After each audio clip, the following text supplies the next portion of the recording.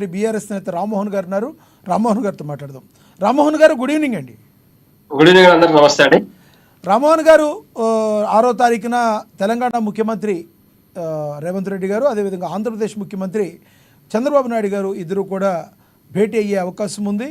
ఈ భేటీలో రెండు రాష్ట్రాల యొక్క విస్తృత ప్రయోజనాల దృష్ట్యా ఏవైతే విభజన హామీల నుంచి మరి నీళ్లు కానీ విద్యుత్ కానీ సంబంధిత అన్ని రంగాల మీద కూడా రెండు రాష్ట్రాలకి ప్రజలకి కూడా సమానమైన న్యాయం జరగడానికి ఏ రకంగా ముందుకెళ్ళాలి అనే విధంగా మాట్లాడుకోవడానికి వీళ్ళు భేటీ అవ్వడం జరుగుతుంది. ఈ భేటీని మీరు ఎలా చూస్తారు? ఎలా జరుగుతుంది అనుకుంటున్నారు? ప్రజలకి కరెక్ట్గా న్యాయం జరుగుతుంది అనుకుంటారా తెలంగాణ ప్రజలకి? మనం ఈ భేటీ తప్పకుండా ఇది రాజకీయ ప్రయోజనాల కొరకు చేస్తున్న భేటీ తప్పితే ఇక్కడ తెలంగాణ ప్రాంతం పైన రేవంత్ రెడ్డి గారి ప్రేమ ఉండి కాదు, అక్కడ చంద్రబాబు నాయుడు గారికి ఇక్కడ ప్రేమ ఉండి కాదు. ఎందుకంటే రేవంత్ రెడ్డి గారు ఆ రోజు ఎప్పుడైతే మన్మోహన్ సింగ్ గారి ప్రభుత్వంలో తెలంగాణ ఏర్పడ్డదో, కాంగ్రెస్ ప్రభుత్వంలో హయాంలోనే తెలంగాణ ఏర్పడ్డది.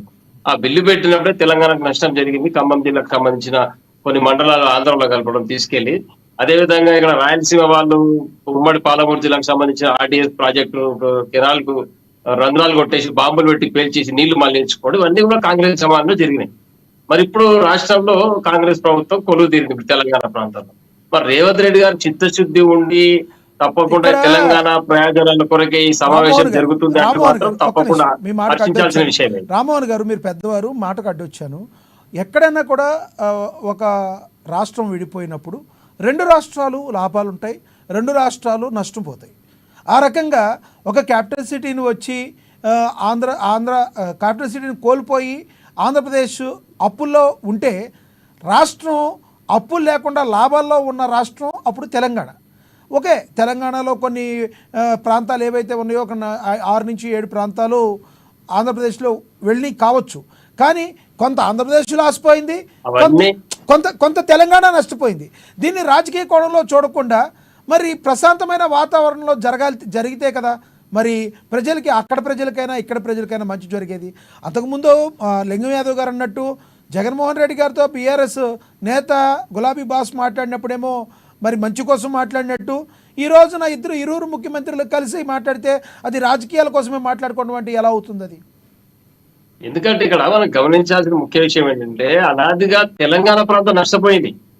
విభజన చట్టంలో కొంచెం ఆస్తులు మనకు వచ్చినాయి, లేకపోతే ఏదో మనకు వాటా చేకూరింది, ఎక్కువ వచ్చింది అనే దాంట్లో మనం ఎప్పుడు కూడా సంతోషపడడానికి వీల్లేదు. ఎందుకంటే గడిచిన స్వతంత్రం వచ్చినప్పటి నుంచి తెలంగాణ ప్రాంతానికి ఎంత అన్యాయం జరిగిందో, పరిపాలన కావచ్చు, అభివృద్ధి కావచ్చు, నీటి వాటా కావచ్చు, వసతుల కల్పన కావచ్చు, ఇన్ఫ్రాస్ట్రక్చర్ డెవలప్మెంట్ కావచ్చు, ఇండస్ట్రీస్ కావచ్చు, ఉద్యోగ కల్పన కావచ్చు, ఇవన్నీ సంక్షేమ పథకాలు కావచ్చు, ఇవన్నీ కూడా తెలంగాణ ప్రాంతం తీవ్రంగా నష్టపోయినాం. మనం విభజన చట్టంలో మనకి ఏదో బెనిఫిట్ జరిగింది, వాళ్ళు కొంచెం నష్టపోయారు, మన లాభాలు ఉన్నాం, వాళ్ళ నష్టం రాష్ట్రం అప్పుల పాలన ఇచ్చడం అనేది పూర్తిగా అవాస్తవం. అది ఆ రోజు గనాగలంటే చూపించవచ్చు.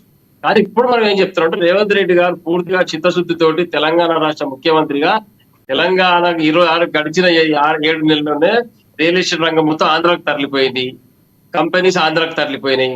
మరి చంద్రబాబు నాయుడు గారిని ప్రసన్నం చేసుకొని, రామ్మోహన్ గారు, ఆంధ్రాకి సంబంధించిన ఎవరు ఇచ్చారంటున్నా, ఏ నేత ఇచ్చారు? తప్పకుండా ఒకటి గమనించాలండి. మనం ఇక్కడ అధికార వికేంద్రీకరణ జరిగినప్పుడు ఇక్కడ టిఆర్ఎస్ అధికారం కోల్పోయి కాంగ్రెస్ ప్రభుత్వం అధికారంలోకి వచ్చింది.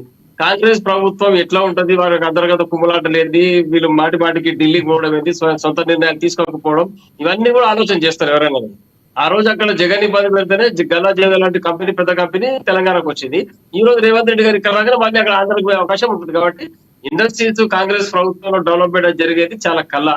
ఆనాడు హైదరాబాద్ అంతో కొంత డెవలప్ చేసిన చంద్రబాబు నాయుడు గారు, వీరు గురువు గారు. ఈ రోజు నోటు కేసులో దొరికిపోయిన వ్యక్తి. ఈ రోజు వారు చంద్రబాబు నాయుడు గారు ఢిల్లీలో పెద్దలతోటి సమైక్యంగా ఉండి పొత్తులో రాష్ట్రంలో అధికారం ఏర్పరచుకున్నాడు. ఇవన్నీ కూడా వారితో అంత కళ్ళబొల్లి మాటలు చెప్పో, లేకపోతే పాత జ్ఞాపకాలు గుర్తు చేసుకోవడం, రక్షించమని వేడుకుంటేనేమో అందరూ గమనిస్తారు. కాబట్టి ఖచ్చితంగా జవాబు చెప్పాల్సి వస్తుంది. లేదు, ఆయన రాజకీయ నా గురువైనా, నా మిత్రుడైనా, సన్నిహితుడైనా, కలిసి పనిచేసిన తెలంగాణ యొక్క అంశాలే నాకు ముఖ్యమైన రేవంత్ రెడ్డి గారు ఖచ్చితంగా దానిపై నిలబడితే అందరు ప్రజలు హర్షిస్తారు. నేను కూడా స్వాగతిస్తాం దీన్ని.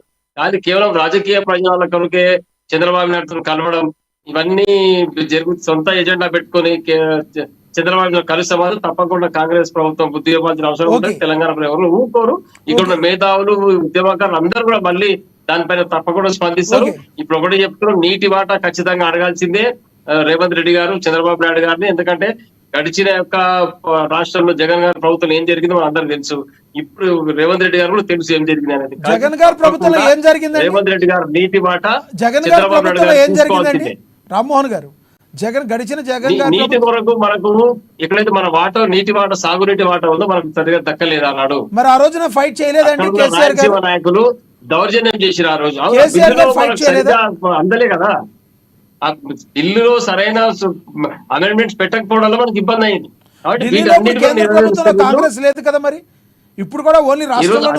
ఈరోజు భారతీయ జనతా పార్టీ వచ్చింది, భారతీయ జనతా అలయన్స్ పార్టీగా చంద్రబాబు నాయుడు గారు ఉన్నారు, మరి వీళ్ళ పాత స్నేహితులు ఇవన్నీ ట్రయాంగిల్ ఉన్నాయి కాబట్టి దీనిపైన తెలంగాణ కొరకు చిత్తశుద్ధితో మాట్లాడి ఉన్న యొక్క తప్పుల పాపాలను ప్రక్షాళన చేసుకుంటే రేవంత్ రెడ్డి గారు అందరు స్వాగతిస్తారు. లేదా సొంత ఎజెండా కొరకు కేవలం స్వలాభం కొరకే మాట్లాడితే మాత్రం తప్పకుండా తెలంగాణ పార్టీ ఎక్కడ ఊరుకోదు, ఉద్యమకారులు ఎవరు మేధావులు ఎవరు ఊరుకోరు. దీనిపైన ఖచ్చితంగా సమాధానం చెప్పి 6వ తారీఖు చూస్తున్న సమావేశాలు ఏం ఎజెండా పెడతారు, వీళ్ళు ఏం మాట్లాడతారు, దానిపైన తప్పకుండా కాంగ్రెస్ ప్రభుత్వం సమాధానం చెప్పాల్సి ఉంటది.